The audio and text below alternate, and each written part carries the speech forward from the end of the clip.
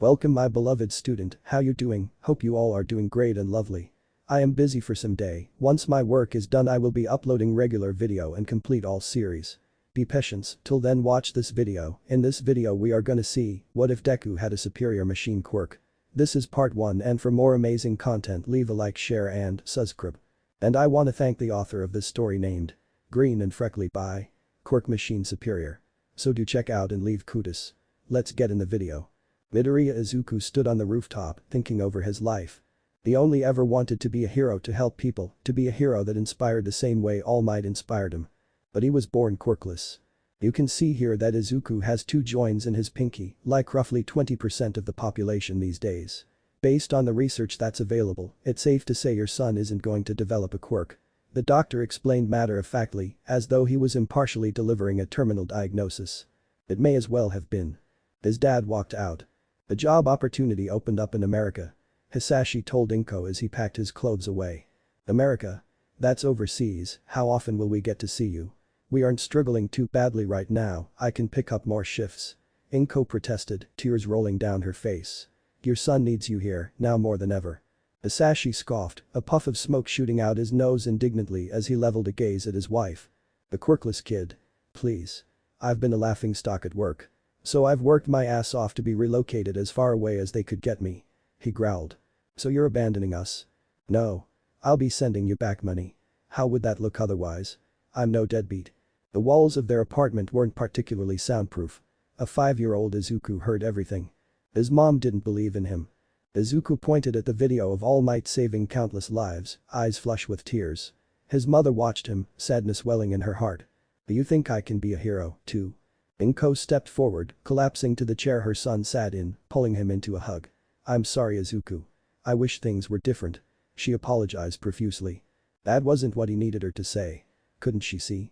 His peers and teachers told him he was useless. For the entirety of preschool, elementary and junior high, Izuku was in hell. He was the favored punching bag of quirk users his age. Teachers turned a blind eye to the blatant crimes being committed by their students, not taking the chances to risk ruining the reputation of Katsuki. Katsuki, born with a quirk perfect for heroics. Kacchan, who left handprint-shaped burns all over Izuku's body. Mocked him for being unable to defend himself, how the hell could he protect anyone else every day? Kacchan called him Deku. Useless. Every day, Izuku believed him a little more. His best friend told him to kill himself. Izuku was taunted by his classmates as they heard he had applied for UA like Katsuki had. Of course the teacher had revealed that tidbit publicly, knowing damn well what the reaction would be. The explosive blonde had been particularly violent after hearing that, sending him reeling as his desk was blown up. After class was dismissed, Katsuki snatched Izuku's hero analysis for the future number 13 notebook from him and set it on fire between his palms before tossing it out. Another verbal thrashing. Another burn on his shoulder. The worst came as Katsuki took his leave, his lackeys following dutifully. You know, if you really want to be a hero that badly, there actually might be another way. Just pray that you'll be born with a quirk in your next life. Then take a swan dive off the roof of the building. Izuku met his challenge with an indignant glare, but was quickly quelled from so much as speaking up as Katsuki lit his palms up, daring him to give him a reason. Izuku didn't. He'd stopped fighting back long ago. His hero killed his dream. On the walk home from school, Izuku was ambushed by a villain made entirely of sludge. Before the villain could push itself into the boy's body to hide out, All Might came to the rescue, sparing Izuku from certain doom, even signing the soggy notebook that Izuku had pulled from the school's koi pond earlier. Izuku, desperate to ask his biggest idol the question that had plagued him for years, grabbed the hero by the ankle before he could leave. Luckily, All Might noticed the young boy holding on for dear life and quickly landed as gently as he could on a rooftop. Lecturing Izuku on not putting himself in danger with reckless stunts like that and confirming that the sludge villain was still bottled securely away in the pockets of his cargo pants, All Might made to leave. Is it possible to become a hero, even without a quirk? Izuku asked. All Might stopped, still looking away. The strongest man of all time frozen by a child widely considered less capable than a toddler with a quirk. I'm a normal kid without any powers. Could I ever hope to be someone like you? He asked again. All Might's time limit ran out, blood spewing from his mouth as steam hissed out of his muscles, deflating the symbol of peace into his true skeletal form before Izuku's very eyes. All Might checked the sludge villain was still unconscious before continuing. He lifted his shirt to show a spiderweb of a scar overlapping the whole of his left abdomen. Then he launched into an explanation for why he looked the way he did, how he had fought the worst villain of all time and was left without most of his stomach organs, and why if something like that could happen to the greatest hero of all time, someone without a quirk didn't have a chance at living long as a hero. Pro heroes are always having to risk their lives. Some villains can't be beaten without powers. He dryly explained without so much as a hint of a smile.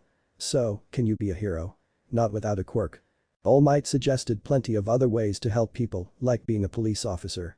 His tone said he knew damn well it wasn't a very comforting thought or a desirable role.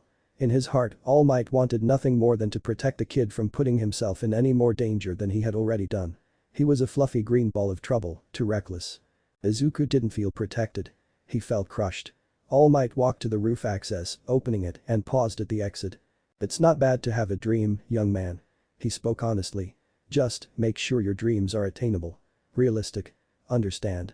Then he was gone. And Izuku was alone on top of a roof. His whole life had flashed before his eyes as he gripped All Might's leg, the wind rushing past him as he did everything he could not to die. He saw his life through rose-tinted lenses then. Now, he thought about his life and was realistic. He hadn't had a good life. He'd never have a good life. He was defenseless. Useless. Worthless. He'd never be a hero without a quirk. He shrugged his backpack off and dragged his feet to the edge of the roof, looking down at all the people. He could see All Might walking away with a slouch, blending in with the civilians easily. On his way to a police station to turn in the sludge villain. Izuku thought seriously about his future. He didn't believe for a second he'd make it as even a mall cop. His schoolmates had drilled that into him that someone like him could only ever be in the way. As long as he was alive, he was a burden. He was a pebble in Kacchan's path to greatness. He was the reason his dad left. He was a burden on his mother ever since the diagnosis. Izuku loved quirks. He studied quirks almost religiously, breaking down every aspect of them that he could observe, obsessed with their capability. He'd been called jealous and creepy for his trouble. There was nothing he wouldn't do for a quirk of his own. He walked along the railings on the roof edge, sliding his hand on the cold metal as he navigated to the side of the building facing the alley between this building and the next. If Izuku had a quirk, he wouldn't be Deku anymore. Pray that you'll be born with a quirk in your next life. He pulled his legs over the railing and didn't hesitate for a second. His green eyes were already completely dead. Take a swan dive off the roof. He jumped. Izuku had chosen the alleyway for a reason. He didn't want to jump somewhere public where he'd traumatize people, or worse, land on someone. Even in the process of trying to kill himself, he thought more of others' sake than his own. Luckily for him, that meant that instead of dropping 5 stories onto pavement, he landed perfectly on his back in a dumpster, the impact absorbed by very soft food waste and cardboard thrown out by the bakery beside it. Despite the relatively soft landing, it was still a 5-story drop. Izuku went unconscious instantly, buried alive in the trash. When he finally gained consciousness, everything hurt, it was hard to breathe, and it was dark out. "Hello?" he called out hoarsely. He wheezed for breath and tried to move. He couldn't. He was still alive, but he still couldn't do anything. The thought of being in the trash where he belonged crossed his mind and he began laughing softly, the small choke sound echoing in the empty alleyway. The laugh slowly turned to cries as the injustice of still being alive only to somehow slowly die gripped Izuku's soul. He closed his eyes, tears still pouring forth, and he lost consciousness again. The last thing Izuku thought before he passed out again was that he was sad he couldn't see his mom again one last time. The world jolted sideways and Izuku blinked awake. He had experienced the worst dream of his life. He dreamed he'd met All Might and jumped from a. Oh no. Those weren't blankets. Those were plastic bags. He was still in the dumpster, which was currently being hoisted up by a hydraulic forklift for dumping into a garbage truck. No. Stop. Help. I'm in the. Izuku tried calling out, but he couldn't be heard over the sound of the mechanism hissing as it poured the dumpster's contents into the back of the truck. The barely conscious boy fell face first into a much less comfortable assortment of junk, with the rest of the trash that cushioned his fall now burying him alive. Faced with the horrible fate of being crushed to death, Izuku desperately clawed his way to the surface of the garbage, gasping for breath. The noxious rotting smell gave the impression of a grave. Gripping the edge of the top of the truck, Izuku tried pulling himself up over the lip. The truck started, driving out of the alley and towards a busy thoroughfare. All he could do was keep holding on. He watched helplessly as buildings passed. Judging by the sky, the sun was just barely starting to rise. Izuku tried calling out a few more times for help, but nobody heard. Not a single hero was in sight. The truck stopped again and he took his chance. Finally pulling himself onto the roof of the truck, Izuku laid flat, still gripping the edge of the hole for dear life. More trash was thrown into the hole in front of him and the compactor began crushing where he had just been buried. A shiver at the thought of being crushed alive traveled down his spine. At least jumping was meant to be over and done with quickly. Izuku was becoming more and more disillusioned from the romance of ending his own life. He was going to be in so much trouble if he managed to survive this. Help. Izuku cried out to the driver. Why can't you hear me? Inside the cabin of the garbage truck, the driver was blasting Carameldinson as loud as he was allowed to without being fired. Izuku's arms felt like ground beef, which was impressive considering they had survived a 5-story fall and gripping to the top of a truck. Mercifully, the truck seemed to have reached its final stop at a dump. It took the world turning on its head for the second time that morning for Izuku to realize that wasn't just a good thing. The truck's back end was slowly sloping back to dump its contents over the ledge the truck had backed up to. The metal roof slid out from under his exhausted fingers and he fell off the back of the truck with the rest of the garbage, landing roughly into the stinking pile. He watched helplessly on his back as the truck drove away from the cement ledge. Izuku forced himself to his feet, unsteady on the garbage as he tried to reach the ground. Almost immediately, he slipped on something wet and plunged face-first to the sand. He shook his face clean, spitting out the grains of sand that had gotten into his mouth.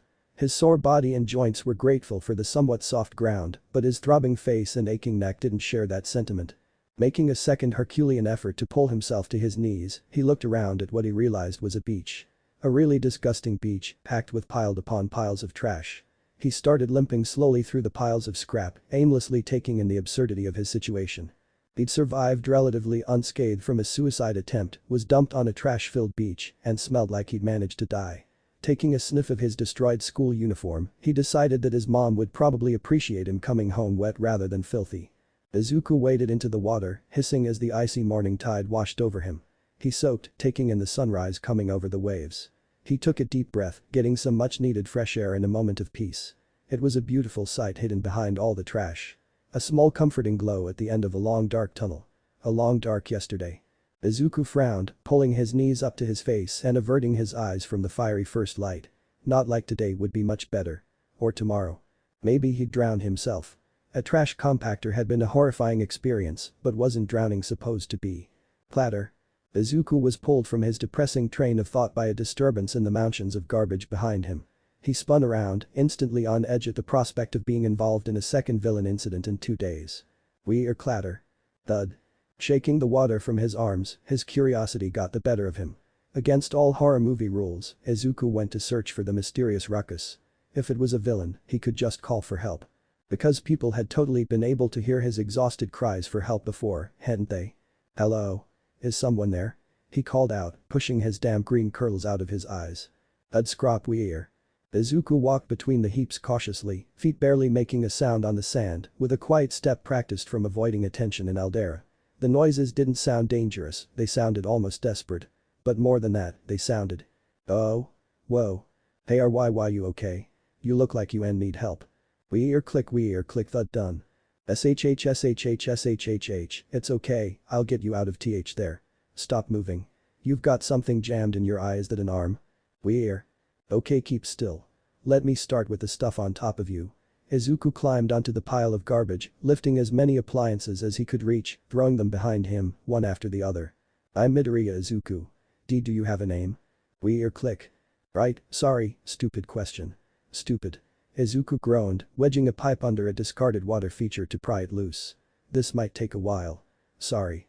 How could you not have found him? Inko wailed, falling to her knees as sobs racked the stout woman's whole being. Bakugo Mitsuki, her good friend, knelt beside her in an uncharacteristic show of gentle sympathy. The spiky blonde leveled a mean glare and a very characteristic show of no-nonsense viciousness towards the police officers. In both mothers' opinions, the police had been fucking unhelpful. You've been completely fucking unhelpful. Isn't there a hero we can talk to, someone with a tracking quirk or some shit? Mitsuki asked, her patience long since run dry.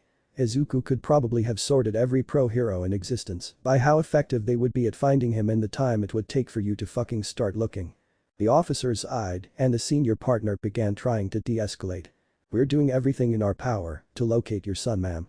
A bald-faced lie. The moment Inko had admitted her son was quirkless when the 119 operator asked for a full description, the urgency had dropped from missing child to missing sock. In the eyes and experience of every, both cop on the case, Izuku was already a statistic. If you're doing everything you can to find him, why the fuck are you here and not literally anificking where else searching? We know Izu isn't here, that's why it's called being missing.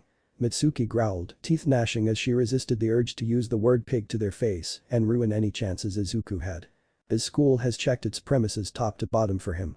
According to their security feeds, he left school shortly after the rest of the other students and should have been on his way home. We've looked into any potential villain attacks that were reported that he could have been involved in, but we haven't gotten anything back yet. The younger officer assured the pair. The only thing left for you is to wait for now, keep your phone on, stay here. Eventually he'll show up one way or another. You think he's killed himself? Inko moaned, pointing a shaking finger at the younger officer. You're just waiting for his body to get reported. Oh god, Izuku. Weeping overtook her again, muffled into the pavement horribly as she grieved the mere thought of her beautiful son being taken from her.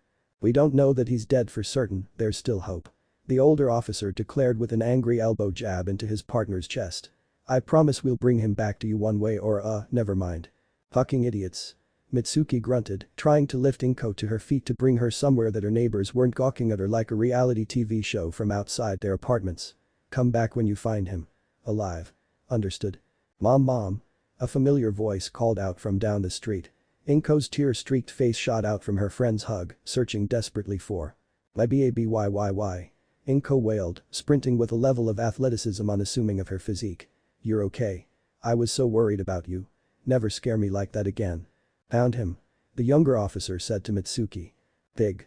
Mitsuki muttered, crossing her arms.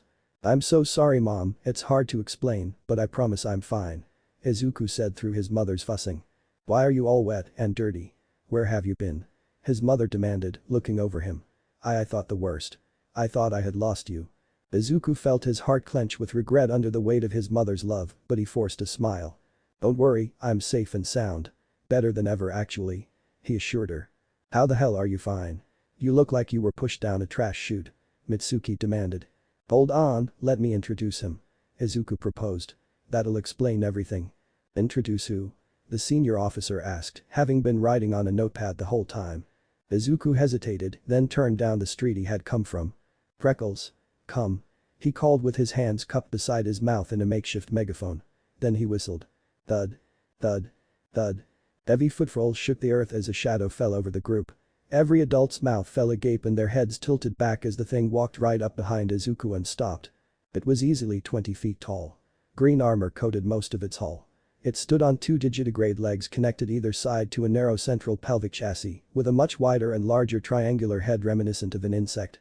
Either side of the main body had a short appendage with 5 missile launching barrels held in its left and a minigun in its right. The surface of the green exterior had small red painted spots reminiscent of Freckles. It was a giant killer robot. Everyone, meet Freckles. Freckles, say hi. Izuku tapped the thick legs standing beside him. The robot stood a little taller on its neck craning legs, angling its head and weapons directly at the two police officers. Enemy soldiers detected. A deep resonating voice modulator declared from the robot. Those aren't soldiers, Freckles, they're police. They must have been looking for me, I'm sorry about, Izuku began, but was interrupted by the whine of the missile launchers priming. A threatening glow emanated from the barrels. Firing main cannons, Freckles announced, still looking down at the cops with its faceless hostility. The cops barely began fumbling for their sidearms in shock, still slack-jawed. No. Freckles. Stop. Don't kill anyone. They're good. Police are good. Izuku panicked, jumping in front of his robot's line of sight, waving his arms desperately. Yes, master. Freckles obeyed without hesitation, lowering his body into its slightly less aggressive stance, moving and recocking its missile-launching limb in a way that suggested it was reloading. Wahoo wahoo woo, Inko began, doing her best impression of efficient space as she looked from Izuku to Freckles in shock. I got my quirk. I have a quirk, mom. I can be a hero. The smile on Izuku's face was blinding, brighter than it had been for years. Inko tilted back on her heels and promptly fainted. Inko sat at her son's bedside in the hospital the two had been taken to. She had a dazed expression as she held Izuku's hand. Can you explain it again, Izuku? She asked faintly. How did you get a quirk? I guess I always had it. I mean, toe joints. Doesn't that sound a little pseudoscientific to you? Izuku improvised. Okay, but why haven't we seen it until now? She asked. It's not that I don't believe you, it's just that I don't understand. I mean, after everything. I was having a rough day at school, and afterwards I kinda went where I didn't belong, down to Takoba Municipal Beach Park. Hanging around the trash, and a bunch fell on me. It was stupid, I was being stupid. Izuku rubbed the back of his head as he lied through his teeth. I was scared, in danger. Then Freckles appeared. He was just there, suddenly. And he saved me. So your quirk can summon robots? Inko asked doubtfully. She wouldn't claim to be an expert on quirks, but pull plus fire breath equals robot guardian sounded a bit far-fetched. I don't know what it can do, really.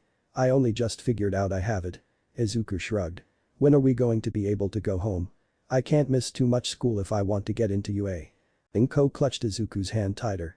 Izuku, you have a concussion and bruises all over you. They found a fracture in your rib and internal bleeding. Inko said pointedly. Oh. Right. You aren't going anywhere until after you recover. No school. You need rest. And Inko hesitated, we need to have a talk. About what? Izuku asked apprehensively, hearing the serious yet delicate tone his mother took when she treated him like glass. About UA. Inko started, holding up her other hand to stop Izuku from cutting her off. Not what you think I mean. When you were missing, that was the worst day of my life. The fear of never seeing your kind and bright smile again made me feel like I had been ripped apart. The fear of losing you has always been unbearable. She wiped a tear from her eye, sniffing. I apologized to you all those years ago when you asked if you could be a hero. That's not what you wanted to hear, but all I've ever wanted is for my baby to be safe. She continued. I'm not Izuku protested, but Inko pressed on. You're not a baby, but you're my baby. My son. It's my job to keep you safe, but I only made you miserable. She explained. You may have been safe, but not from yourself. I realize that now with crystal clarity. Izuku's lips twitched with the urge to be a thin line. He resisted. So if you apply to UA, if your quirk, that robot. His name is Freckles. Izuku stated bluntly. Freckles, yes. If your quirk gets you a spot in the hero course, can you promise Freckles can keep you safe, the way you want to keep others safe? Izuku looked up into his mother's eyes and saw only love in them. His inside squirmed as he answered evenly. Yes. I promise. I'll be safe. He hoped he wasn't lying. He was already lying about so much. There we go, that's most of the garbage cleared away.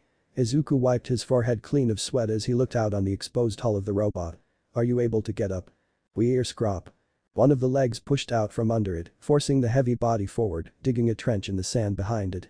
Okay, that leg works. What about the other one? Click click click clack. Yeah, it has some stuff stuck in it, even looks like it's fallen off a bit. What can I do to? The SH hiss. The top of the robot's head seemed to unfold a bit, opening up to reveal the inside.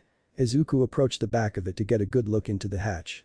Inside, a blue light from a circuit in the center of all the complicated hardware glowed almost beautifully. Whoa. Are some of these unplugged? Like this, Izuku plugged a green wire into another green wire, and the intact leg immediately kicked out violently, missing Izuku by a hair. The leg struck pile of scrap, leaving a sizable crater. Okay, wrong wire. How about? A small analog screen within the chassis of the robot suddenly sparked to life. Text flew across the screen, several logos and commands Izuku couldn't make heads or tails of. Eventually, the words were replaced with very familiar-looking schematics. Most of the areas on the schematics were flashing red, like the arms, the legs, and inside the head. Okay, that will make this way easier. This looks surprisingly simple, and nothing looks damaged, just taken apart. Where do I start? Izuku's concussion ended up costing him only 3 days of school. He'd be back for physical therapy for his ribs, but beyond that, he was allowed back to school as long as he kept it easy. He'd been excited to reveal that he had a quirk. His mother had taken him and Freckles to be registered as quirked. That had been an interesting meeting. So your quirk calls a giant robot into existence. We've had a fair share of summoning quirks, but never something like that. How giant are we talking? The examiner behind the desk Izuku and Inko were seated before. They had both come to the town hall for a meeting with the man in charge of cataloging and registering quirks of their district. Big. He sort of appears where you least expect him to. He's sneaky for a giant. Izuku mumbled. I know this might be an ask, but we're going to need to see a demonstration, if you'd be willing. It's not that I don't believe you, it's just not every day a late bloomer discovers such a unique quirk. The balding thin man asked, suppressing a smirk. Sure. Can we go to the parking lot? He might not fit in such a small office. No offense. Izuku replied happily with no small dose of sass before Inko could speak up. The examiner shrugged and got up, leading the pair outside the building. They stopped in an empty portion of the parking lot. Begin when you wish. Or, wait, does it only work when you're in danger? The man looked around theatrically. Actually, I don't even need to summon him in this case. He's never far. Aren't you, Freckles? Izuku looked pointedly behind the man. Inko started, still unused to how Freckles seemed to appear from nowhere. Affirmative. Freckles droned from right behind the examiner as he whirled around, falling and crawling backwards in a panic from the giant robot pointing multiple weapons directly at him. No threats detected. The robot judged, turning away and stomping around behind Izuku. My goodness. The examiner laughed nervously, then stood up, masking his shock with a serious face. I'll admit that's impressive, but how can I tell that's really a quirk? I mean, this could. What, you think I found or stole a giant killer robot that wants to obey my every command that you didn't notice until just now? Izuku asked incredulously. Aha. Ahem. Fair enough, son. The man coughed. So now Izuku was officially no longer a quirkless individual in the eyes of the law. After the paperwork had been done, Izuku did get a long lecture about never using his quirk for villainy, but that was followed by an enthusiastic praise at his mention of wanting to apply for UA. The day and night of how it felt to be praised instead of mocked for his dream was mind-boggling. Izuku was a little relieved that Freckles had refused to leave him behind when he went to school. Izuku had protested that he couldn't just take a giant robot with him everywhere, that people would panic. Freckles countered very matter-of-factly that nobody would see him unless he wanted them to see him. He had a point. Izuku mulled this over as he entered the grounds of Aldera Junior High. He wasn't even halfway across the courtyard before Katsuki made himself known. Hey nerd, where the fuck have you been? You been hiding from me? Katsuki stalked towards him, his weapons-grade hand stuffed deep in his pocket with an agitated hunched posture. He leaned forward into Izuku's personal space. Hi Kacchan. I had an accident, so I just got out of the hospital. He stuttered, grinning nervously. It's a really long story. I don't give a fuck about how clumsy you are, shitty Deku. What's this the hag keeps going on about you and a quirk? Katsuki snarled, baring his teeth almost fiercely. Have you been holding out all this time? Trying to keep secrets? Or are you just stupid enough to try faking a quirk? It's not like that, Kacchan. It was. All of it. There's no way the hag wasn't pulling my chain. A giant robot. Seriously. Katsuki's hand slipped out of his pocket and made a move for Izuku's throat, but Freckles chose that moment to step through the front gate to protect his master. His narrow feet cracked the brickwork beneath them as he strode evenly up to the boys, making a spectacle much more noticeable than the usual scene of Katsuki blowing up. Students and staff alike backed off to the edges of the courtyard, as far as they could get from the visibly weaponized robot. Katsuki was visibly shocked in a way he hadn't been since childhood. Remembering himself, the self-proclaimed next #1 hero stood his ground, letting his palms spark. He didn't see a face, but Katsuki could tell the robot was staring him down, judging by those very real-looking guns pointed at him. What the fuck? What the fuck, Deku? He spat.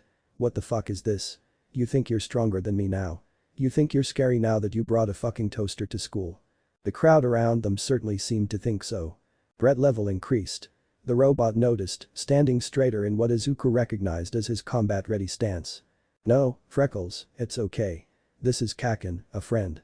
Please don't try to kill him too. Izuku begged a little exhaustedly. God, the poor mailman. Freckles. Fucking Freckles, that's what you named this shitty junk heap. Katsuki barked a mean laugh. You fucking would, shitty Deku. Don't think your little pet here changes a thing. I'm still going to be the only student from this shit school to graduate from UA. You're still just as fucking useless as you've always been, you. Bullying other students verbally or physically is punishable by death. Stated Freckles loud and clear for everyone. A chill went over the courtyard. Death threats hit differently from a giant robot with guns and missiles than it did from a blonde teen with half that firepower and speaking volume. Bring it, septic tank. I'll fucking take you apart. Katsuki snarled. He pulled a right hook, cooking an explosion in his palm. Freckles, Kacchan, stop. Please. Izuku stood between them. Katsuki knocked him aside easily, and Freckles was forced to act in kind. Firing main cannon. Boom boom boom. 3 missiles smashed a crater into the ground, sending debris and Katsuki flying. His natural resistance to explosions was the only thing that saved him at such close range. Katsuki landed unsteadily on his feet, building up a sweat with consecutive blasts of rage from his hands. That is enough, you two. Completely unacceptable. An adult spoke up outraged from behind Katsuki in the entrance of the school building. The principal of Aldera himself walked up to Katsuki and grabbed his shoulder. No fighting. If you two don't calm down, you'll both end up with permanent marks on your records for fighting. You don't want to ruin your chances to be heroes, do you? There's no reason to squander your abilities. It was hard to tell who was more shocked at the concept of a teacher standing up to Katsuki or Izuku. The blonde stared blankly at the old man, as though he had approached him with his wrinkled fist up his bulbous nose. Izuku raced forwards in front of his robot and bowed deep. "I'm very sorry, sir, Kacchan, Freckles is just a bit overprotective. He won't do anything like this again. Right, Freckles?" He glanced up pleadingly at his unflinching protector. "Affirmative." Freckles agreed, finally turning away from Katsuki to look at Izuku directly. "Good. I've been in communication with your mother about your quirk, Midoriya. I want to hear you're keeping control of it from now on." The principal nodded authoritatively. Katsuki seethed and grumbled with his jaw clenched, turning around to storm past the head of the school, but was stopped. "And you, Bakugo?" The principal called after him. "Fucking what?" Katsuki turned back angrily. The principal didn't warn him to watch his tone, but he did do something equally impossible. "Don't you have an apology for Midoriya? You owe him one as well." It was like being thrown very violently into another universe. Bakugo fucking Katsuki apologized to pathetic quirkless Deku. But he wasn't quirkless anymore, was he? Well, that sank in for the gawking student body, including Katsuki and Izuku. Freckles stared down Katsuki again. "Disregarding disciplinary action from a school official is punishable by death," Freckles warned. "Fucking what?" Katsuki asked again, baring his palms again, but the principal stepped in again. "Bakugo. Apologize," he demanded. A tense silence stretched out over the courtyard as Katsuki lowered his hands and shoved them into his pockets. "Sorry," Katsuki forced out while looking at the ground, absolutely refusing to meet Izuku's eyes. He spun around to enter the school and grumbled something under his breath that his former best friend almost didn't catch over his own attempts to calm Freckles down. "Sorry, your shitty quirk has more spine than you do." Izuku clenched his teeth but tried to pretend he hadn't heard. The principal was much more successful pretending he hadn't. He walked back into the school as though the matter had been dealt with to satisfaction. "Oh, and Izuku, I'm willing to let you off on quirk usage in public this once, but if the Freckles causes any more damage to school property, I won't be so lenient. Keep it off school grounds." The principal warned over his shoulder. Izuku patted Freckles on the leg, the warm metal comforting him slightly. "You can wait outside, Freckles, I'll be fine," he said, more to himself than his robot. For the first time in recent memory, school didn't seem quite as scary when he had a new friend in his corner. It took major getting used to the new experience of not being called quirkless anymore. People still whispered and stared at Izuku in the halls and in his neighborhood, but the taunting and jeering had ended. The attention was on Freckles as much as it was on him. Instead of the constant tearing down and attacks, Izuku was treated to the slightly quieter disdain and fear that most heteromorphic quirk users dealt with daily. A giant man with horns usually would reliably sit alone on the train. A woman with blood-red eyes and razor-sharp claws wouldn't expect much in the way of eye contact or handshakes. Bang Orca himself had to lean into the scary angle for publicity purposes. Whenever Freckles was visible, his very existence was reported as a disturbance of villain attack, and Izuku had needed to lie on 3 different occasions, how his quirk worked. Eventually the local police grew used to simply informing the callers that the friendly boy posed no real danger, and legally there was nothing that could be done about Freckles without real evidence. Freckles kept out of sight in most cases, but preferred staying visible to not give the impression his master was defenseless in his absence. Eldera Junior High never so much as dreamed of allowing a new chance to have an alumni become a UA attendee be squandered for something as mild as an explosion. After all, Katsuki had a bit of a temper and had some mild outbursts plenty more times than Izuku's quirk ever caused. It would be fine not to have their records ruined by such minor incidents.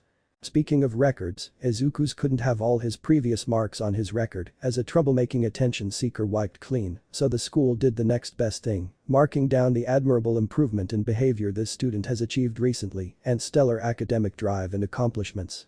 Izuku's quirk status going from NA to giant killer robot had apparently done wonders for Izuku's drive to improve himself from his delinquent ways. The quirk name hadn't been Izuku's idea, by the way. "Well, I think we have all we need here," the examiner said, typing up his report. "Midoriya Izuku, aged 14, quirk. Giant killer robot. He can summon a giant killer robot from out of nowhere to defend and obey him. His name is Freckles. He's not a killer," Izuku protested. "Kid, I hate to break this to you, but even if you tell me right now those guns shoot confetti, there's no way I can legally classify this quirk under the name Freckles, with how misleading that would be." The examiner raised his hands to show the matter was out of them. Try having that conversation 50 times. "Hi, my quirk is Freckles." "No, it's nothing to do with my freckles, it's actually, you get the idea." Izuku didn't think the conversation would be much worse than the ones he had when people had learned what his quirk was before he got freckles. Izuku certainly came home with less bruises and burns from school. It felt nice not having to hide such injuries from his mom anymore.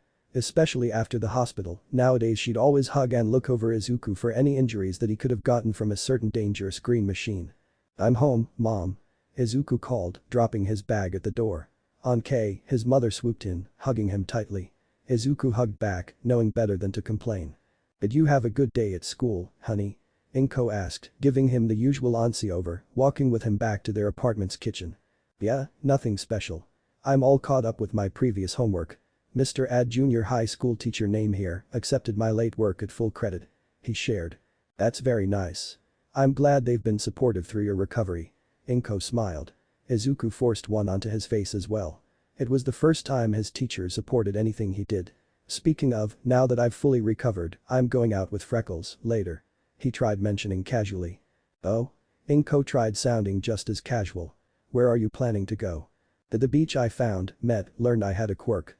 Where Freckles first appeared." He explained. "Now that I'm all better, Freckles wants to give me training to make me a better hero. He says there's no reason I shouldn't have begun basic training already, and he has a point." There was a brief uncomfortable silence as Inko digested that. She couldn't stop being worried about Izuku, but she'd promised to support him, so she'd keep her promise. "Why Takoba? Isn't it dangerous there?" she asked, hoping she didn't sound too discouraging. She just wanted her son to be careful.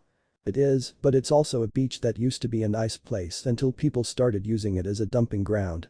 Freckles takes up so much space, and it's far enough away from everyone else that we won't bother anyone. And Freckles saved me from the trash once, he can do it again." Izuku argued. Inko nodded. "Well, as long as Freckles is with you, I do feel a lot better," she admitted. "I was meaning to ask you, how exactly did he save you from collapsed trash? He doesn't have any hands holding those guns, does he?"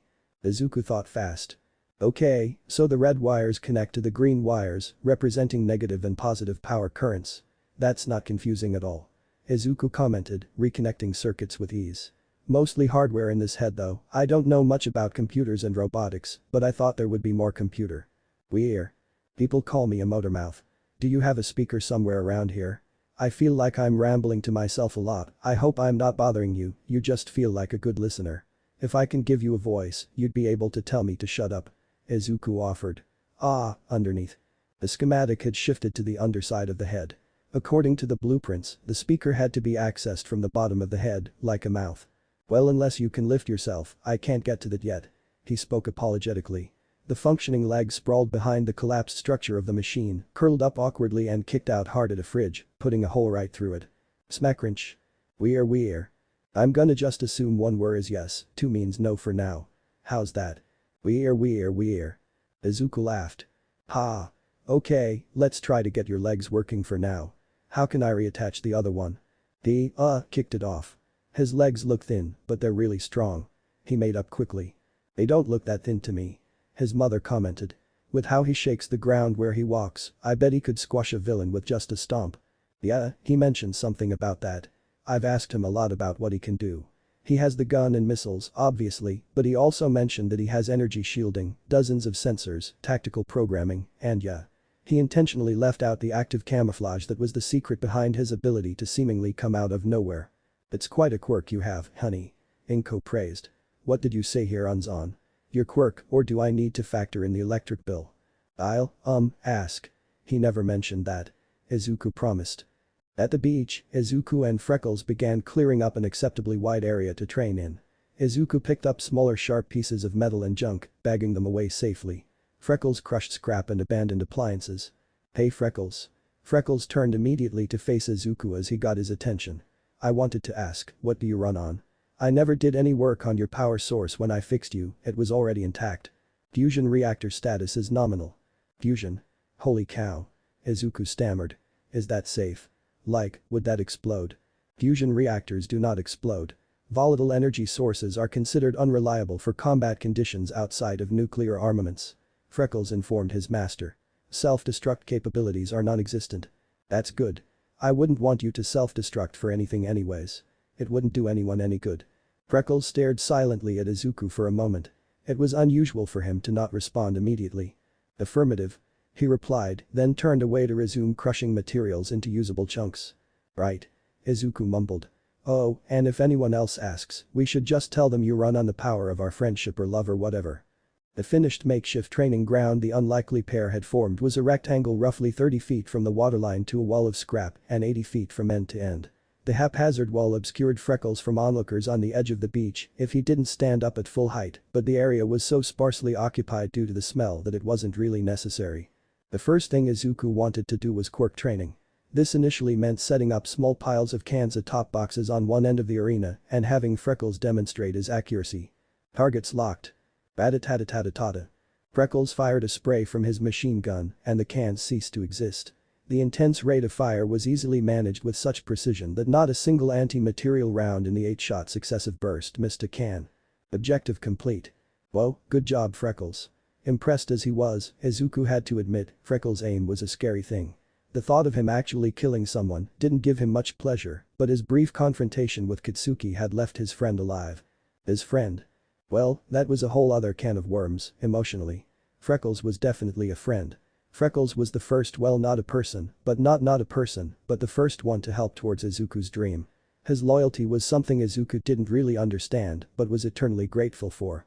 Freckles was probably about as strong as Kacchan. Maybe stronger, dare Izuku think. Kacchan would definitely be a good hero someday, but was he really a friend anymore? When had he stopped being one? Disconcerted from this depressing train of thought, Izuku distracted himself by diving into analyzing Freckles' capabilities, determinedly sketching and marking details about Freckles in a fresh new notebook dedicated entirely to his own quirk and training. It was a gift from his mom after she'd learned he'd gotten a quirk, advising him to make sure he understood it as deeply as he understood the quirk around him. It felt wrong filling a journal with a fair amount of misinformation, but necessary. Okay, Freckles, can you give me a demonstration of how strong your legs are? I know they put out a lot of psi, but I'm wondering what the limit is. They bear a pretty intense amount of armor, and although they aren't necessarily fast, most of the power behind your footsteps seems very deliberate and measured. Without even having arms, you're exceptionally skilled with moving around things. Are you able to attack with your legs? What sort of punishment can they take before you get knocked off balance? How far are you able to? Izuku began mumbling, lining up hypothesis after hypothesis, but was interrupted. Demonstrating. Freckles announced, then faced away from Izuku, reared up a leg high as it could reach, then cleaved it into the sand with previously unseen flexibility and speed. Wonks even with Freckles' vicious attack aimed away from his master, Izuku still lost his balance as the entire beach shook. Sand around Freckles jumped several meters into the air, leaving a crater in the sand. Piles of junk around them collapsed from the tremors. The water sprayed away from the beach as air pressure knocked the waves back slightly.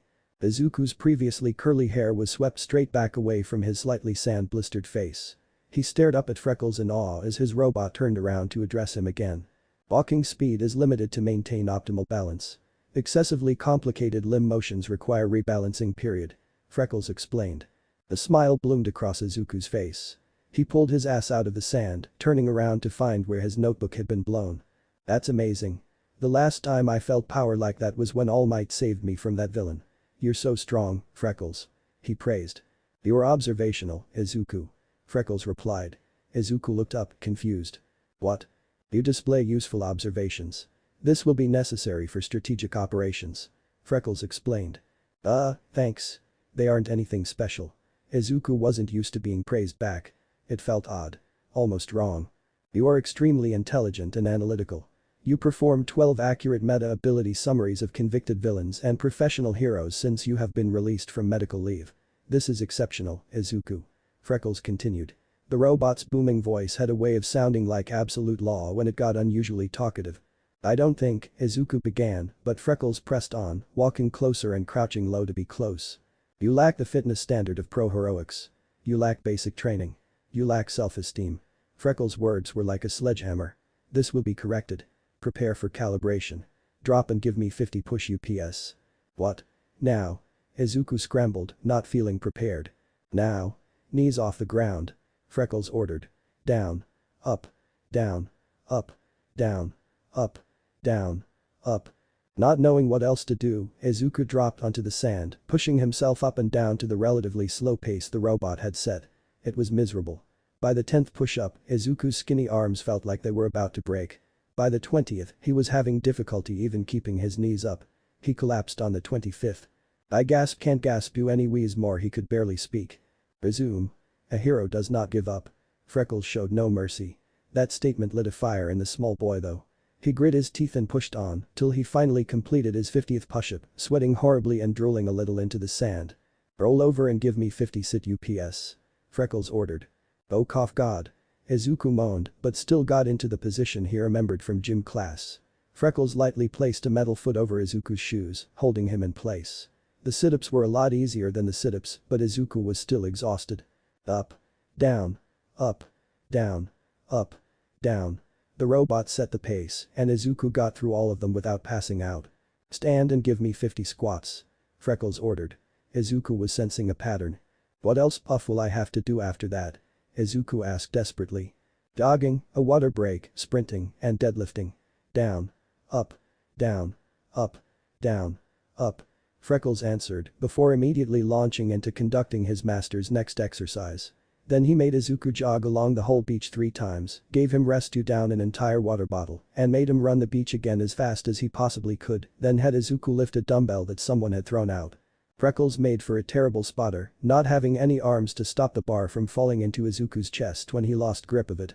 Sorry, I cough can continue. Not necessary. Calibration complete. Custom workout regimen calculated. Freckles informed him. Training is complete for today. Continue physical training this week, then next week we'll cover combat training. Fighting? Are you sure? Izuku was suffering whiplash from the speed Freckles was taking to train him. Self-defense, followed by hand-to-hand, followed by mixed weapons. You will also maintain a high-protein diet of 3,000 calories a day to build body mass. Combat readiness estimated to be accomplished in 8 months. Freckles instructed and predicted. The sun had begun setting. Izuku watched it lower over the ocean as he digested everything Freckles had told him. Do you really think I'll be ready for the entrance exam? I still don't know exactly what it is. He was worried. Professional heroic works will need more than a meta ability. It will require working harder than anyone else. Even Bakugo Katsuki must train vigorously to be acceptable for admittance. You will have to train harder, Izuku. Freckles explained. Primary directive. Protect Midoriya Izuku. I cannot protect you from everything. You must work to protect yourself, to make yourself prepared for anything. You are not prepared enough. You will be prepared for everything in 10 months. Tears welled in Izuku's eyes, and he reached up to place a palm on Freckles' warm green metal armor. Thanks Freckles. You're a real friend. I'm really happy to have you. Freckles crouched even lower, letting his weapons point to the ground passively, allowing Izuku to wrap his arms around his head. Affirmative, Izuku. Engaging emotional support. He boomed, very loud from up close. Izuku didn't mind at all. Hell. The next 10 months were absolute hell. Every day, exercise. Every day, hauling garbage aside to clear room on the beach to work out as Freckles' military regime became more and more exotic. The first week was a repeat of his original calibrations workout, but a little toned down. In between, Freckles smashed garbage underfoot, crushing metal into bricks for Izuku to lift and stack, building simple constructs to the order of the robot. Occasionally Freckles would direct him to keep the most intact garbage in a pile to the side, organized for later use. Pipes, planks, rope, barbed wire, and lots more. Who the hell throws out a perfectly good baseball bat? By the second week, Izuku began learning self-defense stances as promised, practicing motions and dodging slow non-lethal kicks the robot sent his way as practice. Freckles made sure Izuku knew that he would need to find a human partner to spar with eventually, but they could wait until after the entrance exam for that. By the third week, Izuku had finished constructing an elaborate obstacle course for Izuku to practice running. Freckles timed him as he crawled under a line of barbed wire, scaled a brick wall, balanced on a thin sideways plank, swung over a gap on a metal pipe, climbed a rope tied to one of Freckles' weapons to the top of the robot, and back down again. It was around the 4th camp that Izuku realized that Freckles had taken Izuku to boot camp. The exercises and tasks only got more and more complicated, with dangerous games being thrown in. Dodgeball had involved Izuku diving aside to avoid non-homing missiles Freckles fired leisurely. Firing main cannon, firing main cannon, firing main cannon. Boom dot boom dot boom dot boom dot boom. Aren't I supposed to be allowed to throw back and dodgeball? Or catch? Negative. Firing main cannon. Tag had involved a sprint with the added motivation of Freckles running directly behind him, threatening to trample him, constantly ordering him to increase velocity. Thump thump thump thump. I'm going as fast as I can. Mercy. Negative. Increase velocity. Hide and seek was a frustrating lesson in camouflage where Izuku had to hide somewhere on the beach. But, no matter where he hid, behind garbage, inside fridges or boxes, even 3 streets away from the beach, Freckles was able to find him. After the 5th time Freckles managed to dig him out from 3 feet under the sand, Izuku had given up. Target located. Exercise failed. This isn't fair. You know nothing can hide from your sensors. Affirmative. Counting down 20, 19, 18. Ugh. Splash. Ready or not, here I come. The ocean will not save you, Izuku. Izuku had to learn the hard way that Freckles was entirely waterproof, something he hadn't even thought of. Red light green light was what Freckles decided would serve as sufficient stealth training. Freckles stood at one end of a mostly empty beach, with some obstacles and line of sight blockers, rotating his upper body around and around. Izuku had to get from one end of the 200-foot-long beach to the other end without making a sound or moving whenever Freckles was looking. If Freckles heard or saw anything move. Target locked. Ratatata. Dead fucking. No targets found. Thug of War had Izuku trying to pull the 5+ change metric ton robot through the sand. Heave. Heave. Heave. I can't. It's not possible. Negative. Evidence that the term impossible no longer has standing in modern times is provided by meta abilities. I don't have a quirk. Irrelevant. Heave. Heave. Heave. It was hell, but it was working. Weeks turned to months. Izuku's lifestyle was altered drastically. He took every opportunity to exercise whenever his schedule could afford it, jogging to and from school or participating heavily in physical education. If he'd had the time or social standing, he might even have considered taking up a sport. At home, he lifted weights and did other small-scale exercises at the same time that he studied. Things like doing push-ups in the morning or between note-taking or working on grip strength with alternating hands while eating. Inko had taken only a bit of convincing to stock up on high-protein American-style meals, but she was just glad her son was healthy. Even if Izuku hadn't been studying his eyes out of his head, he suspected his teachers would have given him additional extensions. He was actually praised for participating in class, but he still didn't have any other friends in school. People still remembered the courtyard, and they weren't eager to get too close to Freckles when he was visible. Itsuki had taken to silently glaring at Izuku everywhere he saw him. His lackeys had also backed off of their bullying, whispering to each other or bothering Katsuki whenever they were around. Izuku didn't make an effort to speak with him. He didn't know how to feel about it all. Their moms were still good friends and seemed to be under the impression they trained together. Laughable, really. Izuku talked a lot to Freckles. He'd learned a lot about his fake quirk in the past few months. Freckles usually stared down anything he considered a threat to Izuku. He was curt and to the point and didn't know any tone of voice other than military dictatorship. Sometimes his silence spoke volumes louder than his simple replies. The subtext of his support and belief in Izuku was always clear. He always listened to Izuku's muttering, and more than that, the robot understood them easily. For example, during his lunch on a bench in the courtyard, Izuku had been muttering about how Pro Hero 13 might be able to stop bullets. Odd if her quirk functions by gravity along with air pressure, then anything that gets near her hand should be destroyed, no matter how fast they're going, so as long as she'd be careful to keep her quirk pointed away from civilians, then it would be an effective shield from one side. Freckles made himself known next to Izuku's bench. Data logged. Anti-black hole meta ability protocol adjusted. Sudden ambush from behind. You know you aren't going to have to fight any heroes, right? Izuku asked. Plus, even if you could attack from outside her quirk's range, wouldn't the distance be enough to warn her? Negative. Freckles answered. To which question, Izuku didn't really want to know. Man, that thing is loud. A random student on her way back into the school whispered to her friend. Even more annoying than Dika's muttering. The other replied. Izuku didn't hear or notice either of them. Freckles did, spinning about to lock onto the two, standing straight. Unwarranted gossip is punishable by death. He told them, sending them scampering away, apologies growing dim as they ran through the front doors. Freckles, down. No. Izuku said only half-heartedly. No killing. Yes, master. Izuku was glad for a friend like Freckles. At the end of the 10th month, Izuku and Freckles still trained together. Izuku had come a long way and in the later months had gotten crash courses in proper fighting by Freckles. Izuku would practice punching with his full body, throwing knives with deadly accuracy at mannequins, brutally striking at them with lengths of pipe and broomsticks. Freckles had desired a level of firearm training, but bringing that up to his mother would have given her a heart attack. For the moment, Freckles had enough guns for both of them. His body was completely different. Gone was the scrawny little boy. Izuku had aged a year and had grown into a compact stature of concentrated power. Izuku and Freckles were playing a game of whack-a-mole, where Izuku would dodge being stepped on by the robot and attack the legs back wherever they landed with his length of pipe. The pipe bounced harmlessly off the energy shield surrounding Freckles, and Izuku had been instructed to put everything into his strikes. So he did. Thump. He dodged, twirling sideways, striking out in a killer ballet against the yellow shield.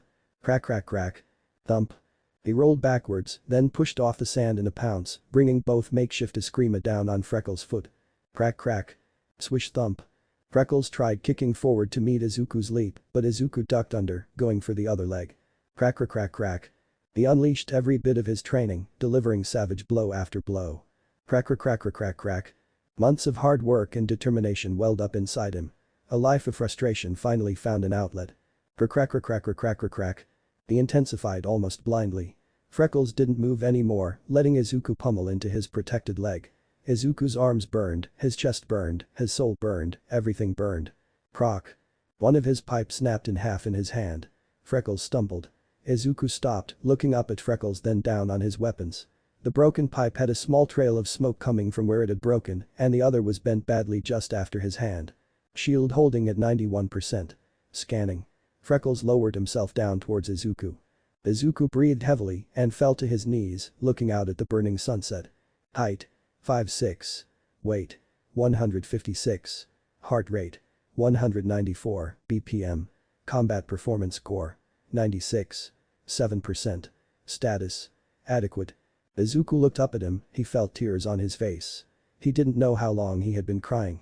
Were his tears what had blinded him? What's next? He asked, exhausted but still going, as was usual these days. He still thought he was training. He was wrong. UA entrance exam. Freckles answered. Training concluded. You are ready.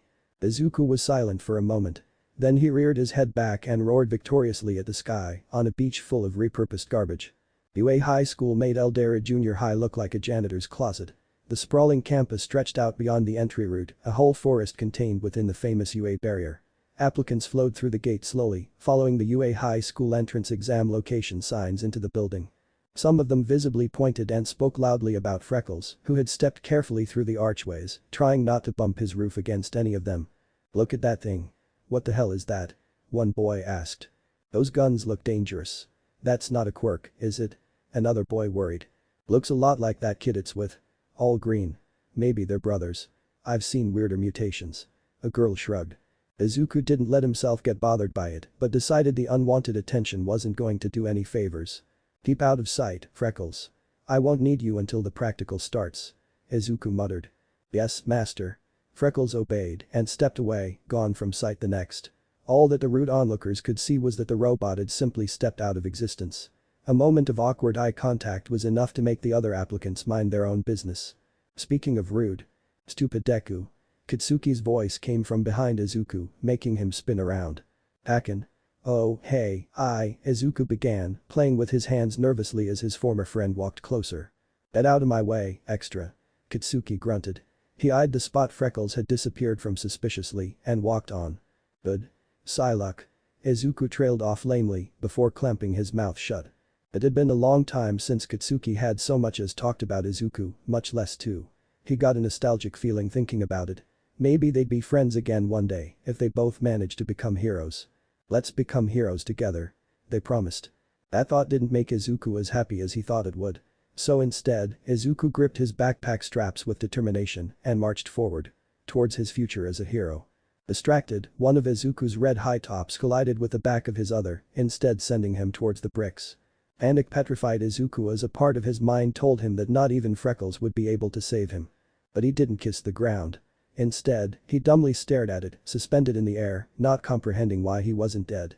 Panicking visibly now, Izuku tried righting himself, only growing more and more confused why his inner ear kept telling him he was falling when he wasn't moving an inch. Then he noticed the cute girl standing directly next to him, and he froze, stunned. Are you okay? The brown-haired girl asked, giggling a bit at the silly display.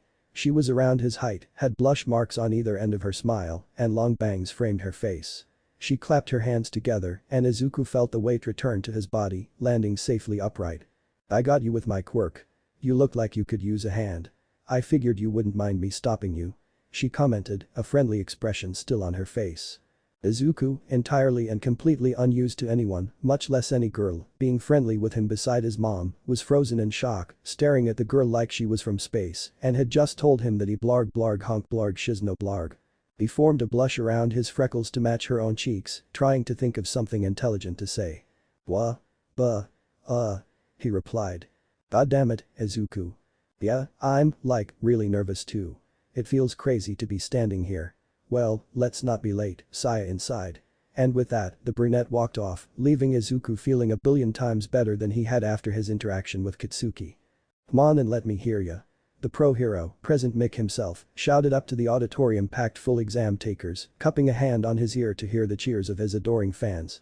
Dead fucking silence stretched out across the space, as nobody so much as dared to breathe. Present Mick's arms shook with mild frustration at the absolute lack of spirit from the attendees. Freshman. Ugh. Keeping it mellow, huh? That's fine, Present Mick continued, stating that he'd skip to the main explanation of the practical exam, but instead took another shot at hyping up the crowd. Are you ready, yeah? His attempt was met with silence. Mostly silence. Izuku couldn't help but mutter about his adoration for the voice hero, best known for his radio show that he listened to enthusiastically.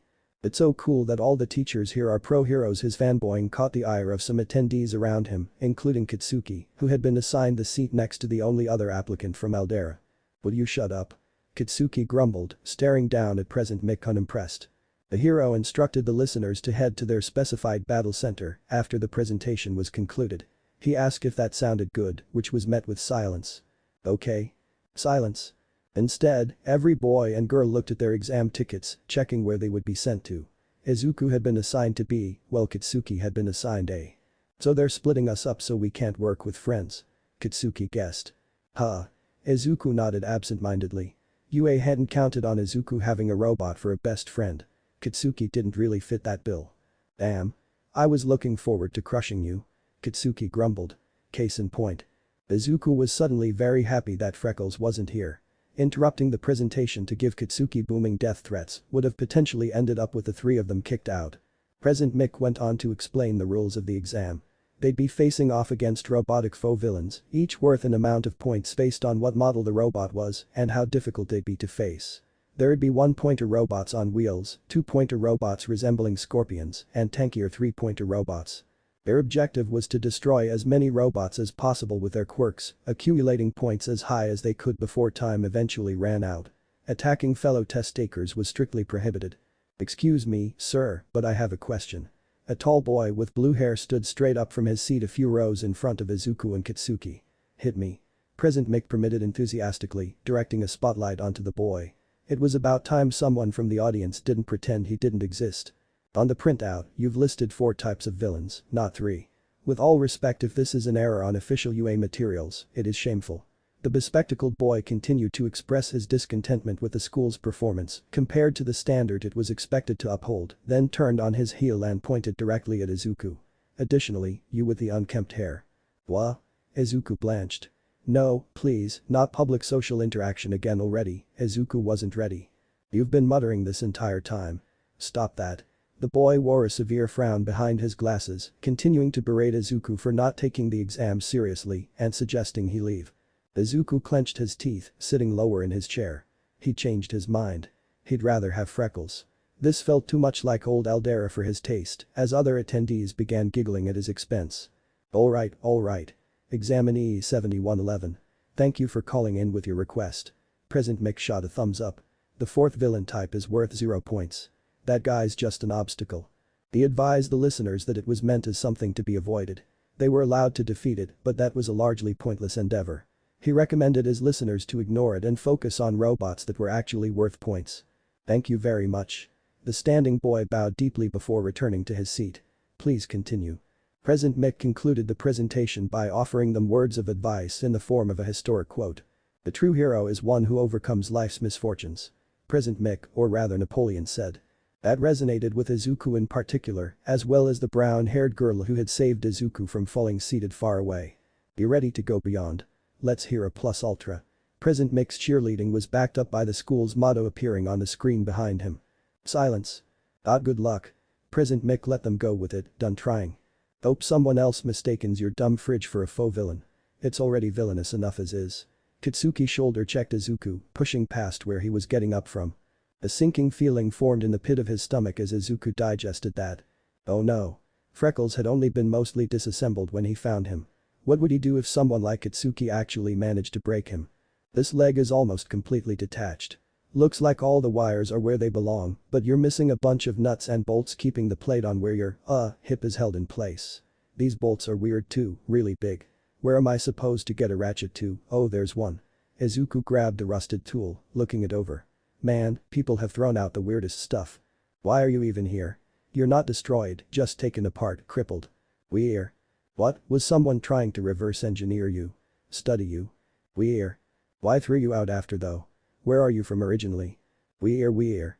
Sigh. You don't know. Well, we'll worry about getting you able to talk before I ask you too much more. Let's get this leg on. Izuku looked down at his hands, rough with fresh calluses, before clenching them. He wasn't an engineer or a mechanic, but if he had to, he'd figure out how to fix Freckles no matter what. Freckles was stronger than almost anyone else Izuku knew anyway. He'd be fine, he told himself, still unsure. Wow, was this how his mother felt about him being a hero? Izuku didn't know how to feel about that. Everyone who had dismounted the bus at Battle Center B was audibly blown away by the sheer scale of the small city erected on the school grounds, discussing how next level UA was and how much it must have cost to build.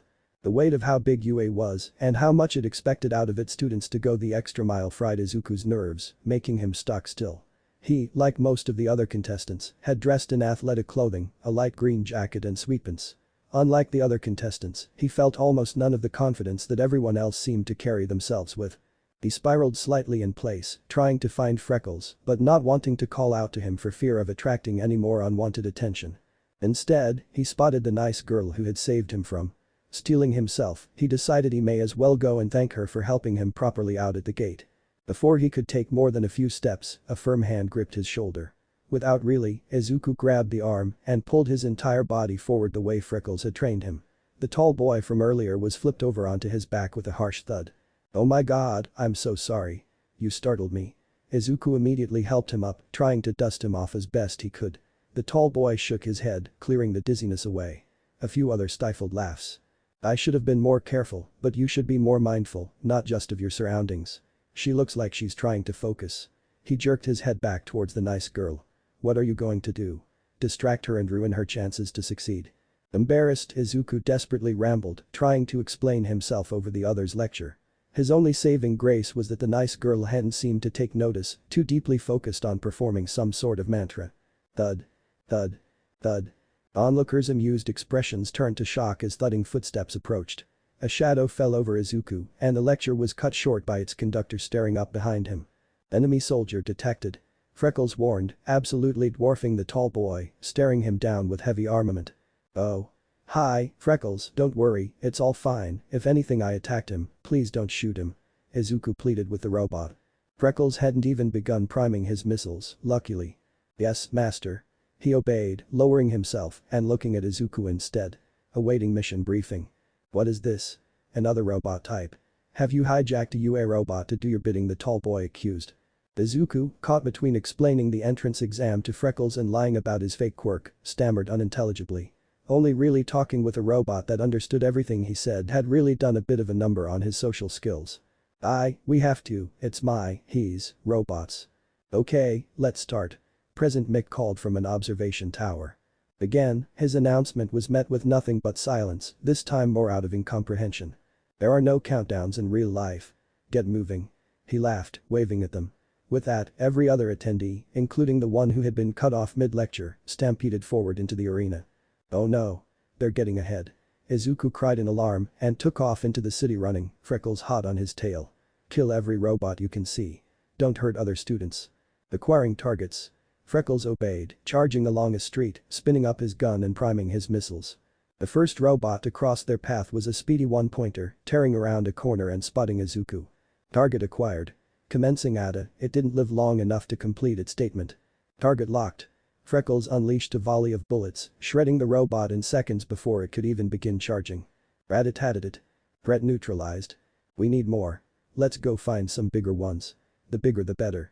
Izuku ordered, but a blue laser shot out from another side street at Freckles, colliding with his shield. Shield holding at 83%. Freckles turned to face where the laser had come from. No. Stop. He's my quirk, not a villain. Izuku shouted to the blonde boy who had blasted his friend with his belly button. He isn't worth any points. Oh. Je suis désolé, decoy, but I've wasted enough time. Adieu. The blonde waved, running off quickly, hoping his points hadn't been deducted. Decoy. Hey, that's true, the robots are going after me, not you, Freckles. Initiating piggyback protocol. Freckles knelt down as low as he could. Izuku nodded, but before he did, he grabbed a sharp piece of shrapnel from the destroyed one-pointer's armor. 6 minutes and 2 seconds left. Present Mick announced. Alright, let's go. There's no time to waste. Izuku grabbed onto the back of Freckles' head, holding tight as he was lifted into the air. He tried not thinking about how high up he was. Acquiring targets. Freckles boomed, marching into a wide street. Plenty of other test takers were locked in battle with robots, most having already been defeated. Targets locked. Firing main cannon missiles flew free one after the other, colliding with 5 other robots, obliterating them in a fiery chaos that had the other test takers swearing with surprise. That fucking robot is stealing our kills. Get it? A muscular guy with red and white conical hair pointed at Freckles. Freckles, lose them. Keep going forward. We need to find more. Izuku shouted over the chaos. Affirmative. Freckles agreed, marching onward away from the increasingly hostile mob they left in their wake. Some use information gathering abilities to plan out strategies, while others rely on speed to pull ahead of their peers. Of course, confidence and brute strength can be a huge advantage. The most successful students use a combination of these tactics. Nezu mused, watching the battles unfold. They're the ones who rack up the highest score. His attention was fixed on the captivating sight of the mysterious giant robot that had come from nowhere, carrying an applicant. Pulling up his file, it was revealed that the applicant was Midoriya Izuku, and his quirk allowed him to summon and control the robot. The robot was capable of seeking and destroying its opponents with merciless efficiency and superior firepower, exterminating any threats in quick succession. Some of this year is very promising, but most of them aren't very bright. They keep attacking that one kid with a robot quirk, even though it isn't worth any points. Pro Hero Midnight pointed out, audibly entertained. It was true.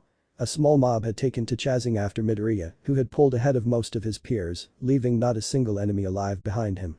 The robot didn't stop moving as it mowed down low and high-value targets alike. Mild-ranged attacks from other test takers bounced off what appeared to be energy shielding on the deadly robot, and the rider kept shouting for them to stop. They have plenty of time to increase their scores if they pay attention to the task at hand. The real test has yet to come. They think that robot's big. Wait till they get a load of this. Snipe remarked, pressing the Ikuri switch. Let's see how they react. Freckles was on an absolute warpath. Izuku had never seen the robot in a situation that gave it the freedom to go full metal until now. It was a startling thing. Faux villains converged on the street where both Freckles and the pursuing mob were running down, right out into the open for the bigger robot to wipe them out. The machine gun fired faster the longer it kept shooting, and Freckles metaphorically held down the trigger until the barrels were smoking. Hundreds of holes riddled the pavement and buildings behind the faux villains as the weak armor failed to stop them sufficiently. Missiles burned through the air, shattering glass with the deafening sound of their impact alone. Boom boom. Smash. Boom. Boom. The lucky one-pointer managed to get close, avoiding Freckles' onslaught by strafing around it. Moving sideways to keep it in its field of view, Freckles ended up backed up against a building, where the mob finally caught up.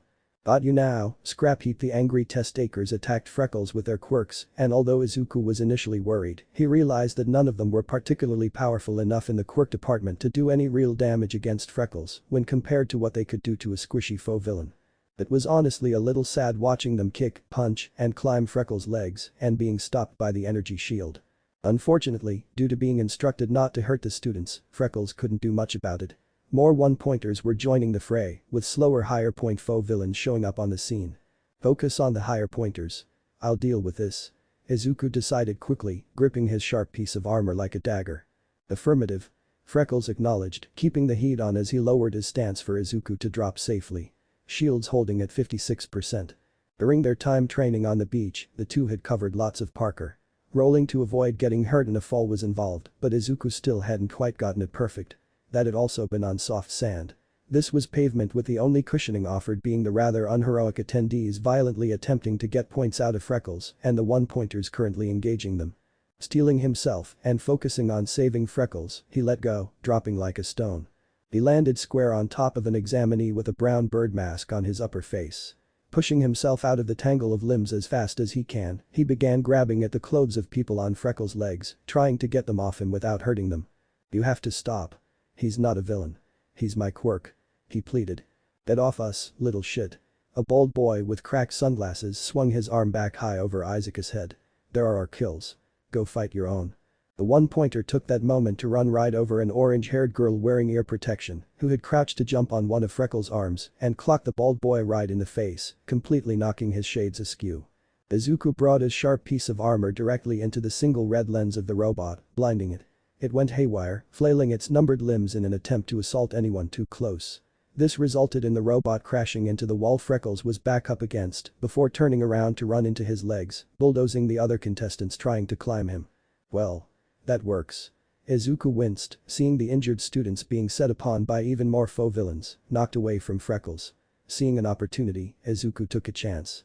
"Freckles. Shake." Izuku ordered. Freckles ceased fire before immediately stomping thunderously into the sidewalk with his full strength and weight. The buildings around them shook with the impact, dust and debris obscuring everyone's view as the shockwave knocked every foe villain in range down. Izuku took his moment, now fully involved with the violence. While Freckles rebalanced himself, momentarily useless after the stomp, Izuku set upon the 1 and 2 pointers close by, looking for weaknesses. As Izuku began grappling with a 2-pointer, deciding to go big or go home, the sound of an engine very much unlike Freckles' own moving parts roared. The tall boy had joined the fight, sending flying kicks into the heads of the robots, taking out about 3 a second. Taking a page out of his book, Izuku brought his foot down on one of the limbs of the 2-pointer, knocking it right off. "Wow, these things are weak." Izuku muttered as he grabbed the leg and swung it up into the 2-pointer as it kept crawling towards him. "I suppose they're meant as beginner-level threats for potential heroes, but is this still really the best way to decide what makes a good hero?" Pulling the limb in half at the joint and breaking the wires under his foot, Izuku wielded them against the other foe villains like a club and sword. He dodged a speeding 1-pointer and slashed its tire with a flat section of limb as it passed, sending it tumbling apart. He jumped over a swipe from a rolling 3-pointer's thick arm, climbing atop its head to kick at the grill right above it on the small of its back, exposing the inside. The foe villain shut down after having its CPU ripped free from the space behind the head. The rest of the villains near Freckles had been dispatched by the tall boy, who Izuku could see had smoking engines in his calves. "That's 47 points." He puffed, revving his engines again and running off. His words left Izuku with a pit in his stomach as he realized he had lost track of his points. "Freckles. How many points, Freckles?" Izuku turned his attention back to his friend, currently under siege for a second time by angry test takers. 61, targets eliminated.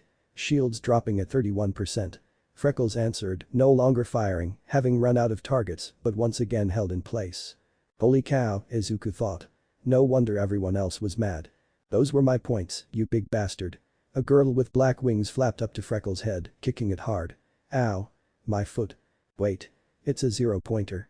Shouted a boy with a green arm longer than the other. "Yeah. Get off my friend. Freckles is a 0-pointer."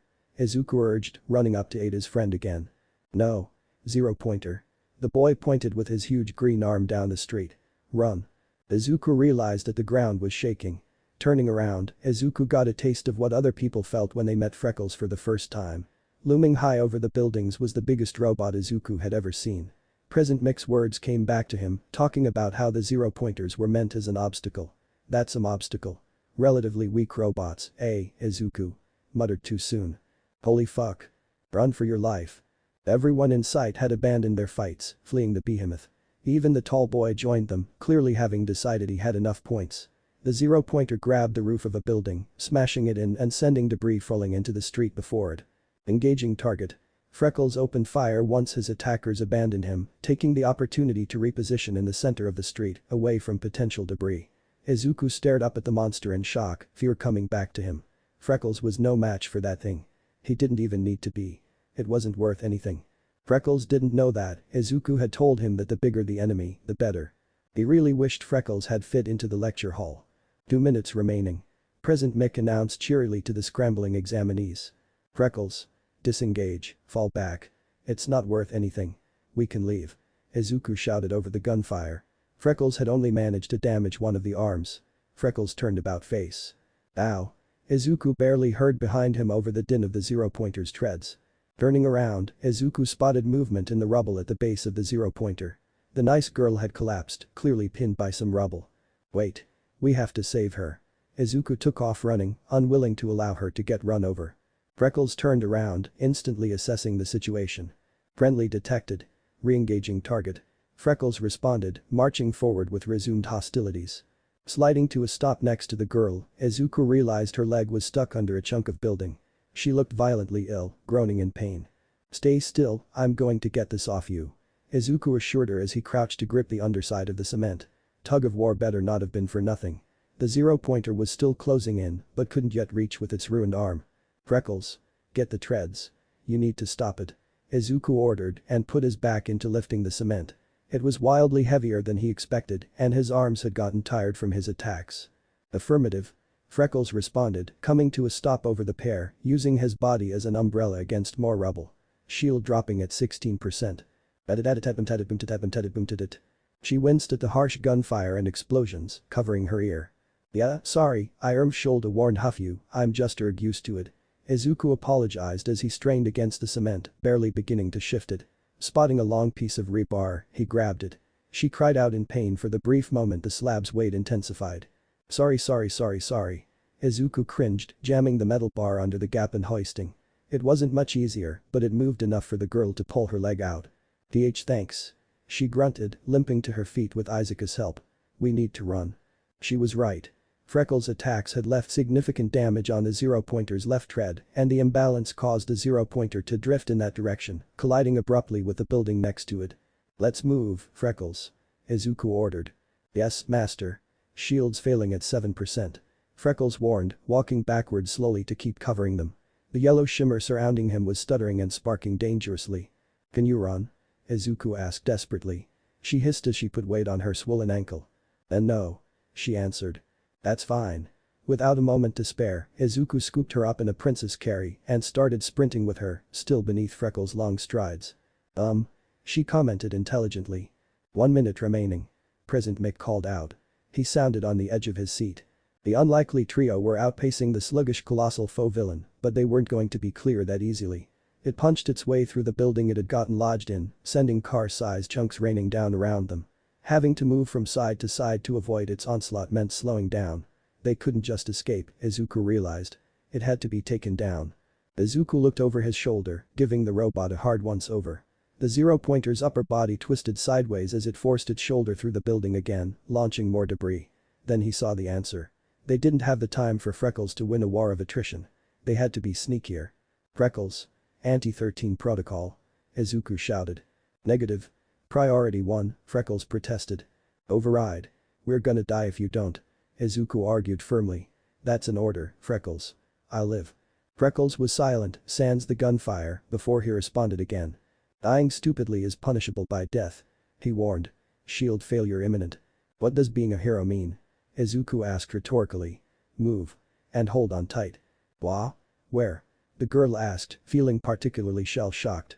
The next thing she knew, the green-haired boy was sprinting like hell, clutching her tight to his chest. Freckles suddenly shifted out of sight, leaving them totally exposed. She held onto him, absolutely terrified of the chunks leaving craters in the street around them, and accidentally used her quirk on him. He stumbled, knocked off balance by the sensation of weightlessness, and with the girl acting as a counterweight, fell forward. By a stroke of luck, a wall smashed directly into where they had just been running. They stared at the spot they could have just died before Izuku broke off the awkwardness. Can you erase gravity? He asked, hope returning to his tone. She answered, still reeling at how close she came to getting killed.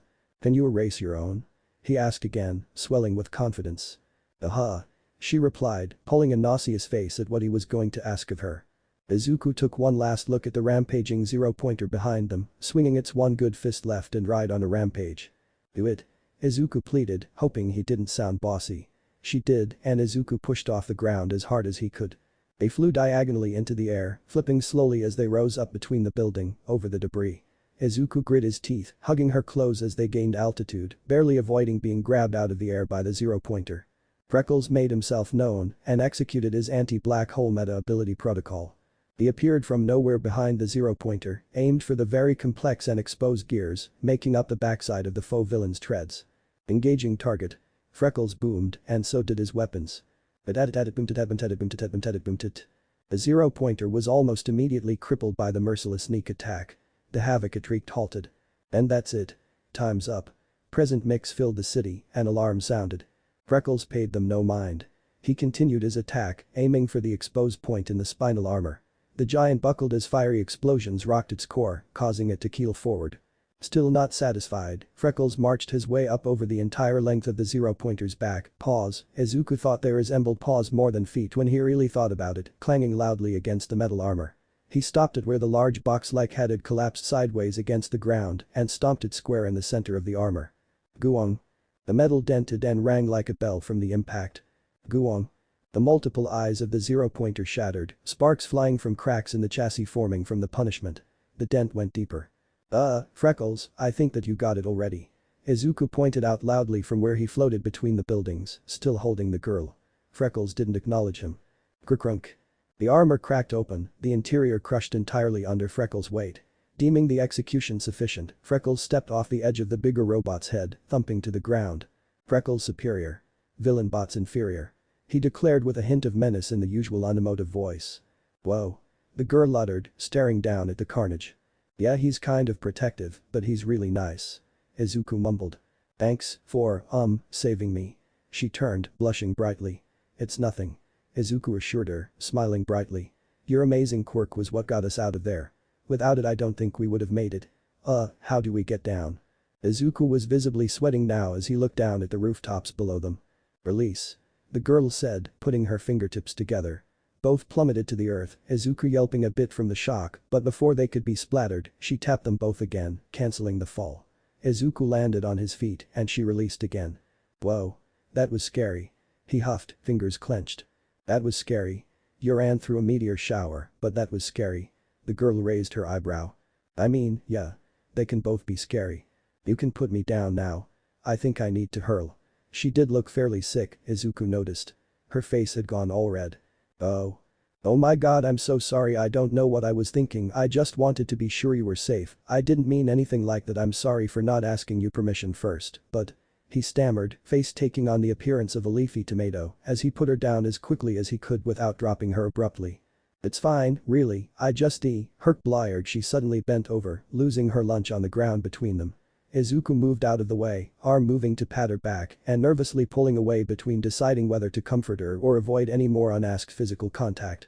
Remembering how he judo flipped the stern boy earlier, he decided against it, just taking the moment to catch his breath. Well, you both look worse for wear, don't ya? An older voice spoke up. Recovery girl, the nurse of UA herself, walked leisurely towards the pair with her syringe-shaped cane clicking on the ground.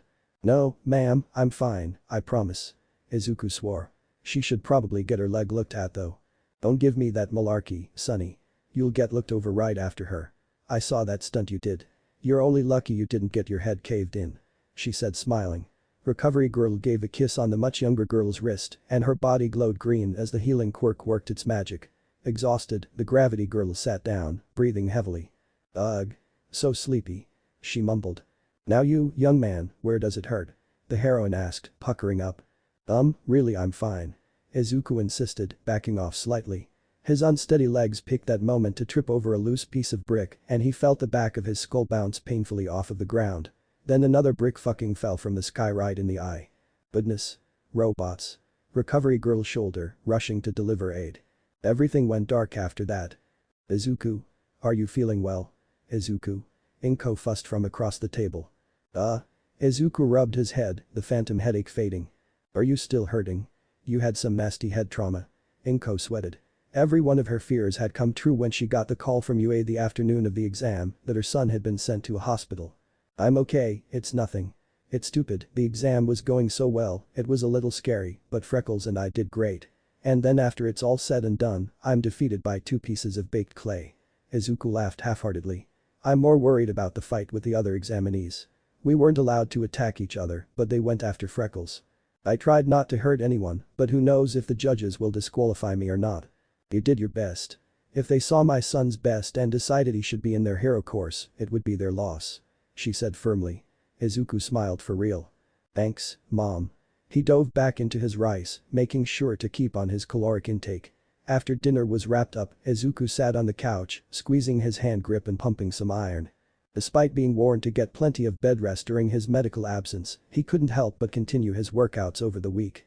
He thought back on his conversation with Freckles he'd had at the beach as the two discarded the remaining improvised bootcamp equipment, finally clearing the beach entirely. "So, how many points did we get?" They had their points painted on their armor. "I remember I managed to kill a 1-pointer, a 2-pointer, and a 3-pointer," he inquired. Analyzing footage. 66 enemy fatalities. 1 0-pointer. 29 1-pointers. 22 pointers. 16 3-pointers. 117 points total. Freckles calculated instantly. Parameters indicate you scored in the upper 5% of opponents in Battle Center B. "How about that nice girl? Did you hear how many points she got?" Izuku tried asking nonchalantly. Subject expressed concern that her score of 28 would be considered failing. Freckles recalled. "I wish I had learned her name. I was stupid not to ask. Hopefully we both get in and I can thank her properly for her help." Izuku kicked some sand. "She was really nice." "Odd affirmative." Freckles agreed after looking directly at Izuku pointedly. "And how about that 0-pointer, huh?" Izuku quickly changed the subject, face flushing. "That thing did more damage than Kacchan would do to Aldera if he were allowed. How have your shields been holding up?" "Shield primed at 100%. Ready for combat," Freckles reported. Requesting status on cranial integrity.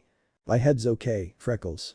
The doctors and recovery girl confirmed I don't have brain damage, but I'm gonna just avoid hits to the head from this point on," Izuku promised. "That sucked." Freckles stared at Izuku threateningly. "I swear." "Promise." Izuku sweated. Freckles hadn't stopped giving Izuku the silent treatment until the boy promised his hero costume would have a helmet. Izuku was broken from his thoughts as the door opened and his mother scrambled nervously to him, an envelope clutched tightly in her hand. "The letter, Izuku." "They came, Izuku. Look. You got a letter." She held it out to him, fear etched all over her face. "Your test results from UA." The letter had a simple yet fancy red seal decorated the seal flap. UA was stamped into the wax. Izuku hardly reacted, hardly comprehended as he stared at what his mother held. It was time to find out if he had what it took to be a hero. In his room, Izuku grimaced at the envelope with the face most retail workers used to regard a particularly shit-stained bathroom stall, knowing that it was their problem to deal with eventually. Outside, he could hear his mother pacing by his door, awaiting the results. Gritting his teeth, he seized it from his desk, straining his arms as he ripped the envelope in half. How was snapping a robot's limb in half easier than this? Out from within clattered a small metal disc. It glowed, and suddenly All Might was looming over Izuku. "Booyah. I am here as a projection now," the number one hero announced boisterously. "Ah." Izuku fell back in his chair, entirely unprepared for a conversation with his former idol. He only realized it was only a recorded hologram. "Pleased to be the first to tell you that on top of passing your written exam, you have officially broken my own personal record for the highest number of villain points scored for the practical exam. 117. Your impressive quirk, unrelenting drive, and superior tactics blew you far ahead of the competition." All Might praised, not so much as a hint of jealousy in his iconic smile. Izuku bit his thumb as he listened. Feelings of inadequacy flooded him as he thought about how his exam could have gone if it hadn't been for Freckles. He had only really scored about 6 points by his estimates. Was he really going to become a hero by cheating? "I still haven't even gotten to the full extent of your score. You see, the practical exam was not graded on combat alone. You have also been observed by a panel of judges and awarded rescue points for heroic acts beyond just fighting villains." All Might continued. Izuku's jaw dropped as the scoreboard with the final results took up the screen next to the hero. Midoriya Izuku was in first place, with 117 villain points and 60 rescue points. He had 177 points total. Right underneath him, Bakugo Katsuki had only 77 villain points.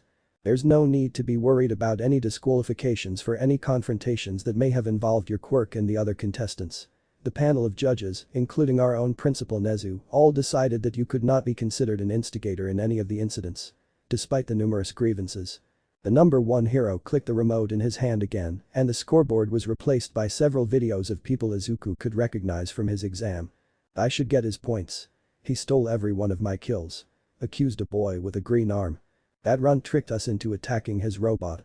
I didn't mean to attack him, honest," pleaded a bald kid with broken shades. "I'll sue if he isn't disqualified and I'm not allowed in his place," threatened another boy with a bird mask. "What's his name? I just want to talk with him." "Sort all this out?" asked a girl with bat wings. Izuku didn't know if that was supposed to make him feel better. He was too distracted by the prospect that a target had been painted on his back for it to sink in that he was accepted until All Might spelled it out for him. You should be proud, young man. You're now a part of the Hero Academia. All Might concluded. I'd also like to announce to you that I will be personally teaching heroics this year. I look forward to seeing a lot of you. What? I have to do this how ma, BZT. The flood dam broke and tears flowed freely. Inko, unable to stand waiting a second longer, rushed in to either congratulate or comfort her son. Hundreds of conflicting emotions ran through his head as All Might gave him a thumbs up. Did All Might recognize him? Did that nice girl get in too? What was Katsuki going to do to him when he realized he'd gotten second place? You're now a part of the hero. Boom.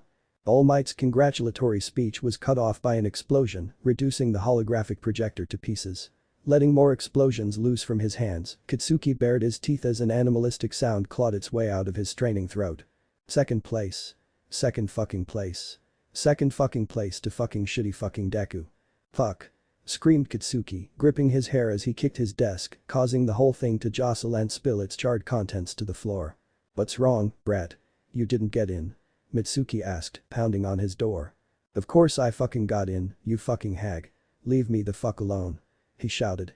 Mitsuku, used to her son being difficult but never this vicious, sucked her teeth and left him to brood. Second place. He'd never take silver from Deku. He'd be the #1 hero if he had to bury Deku under the remains of his new pet in the process.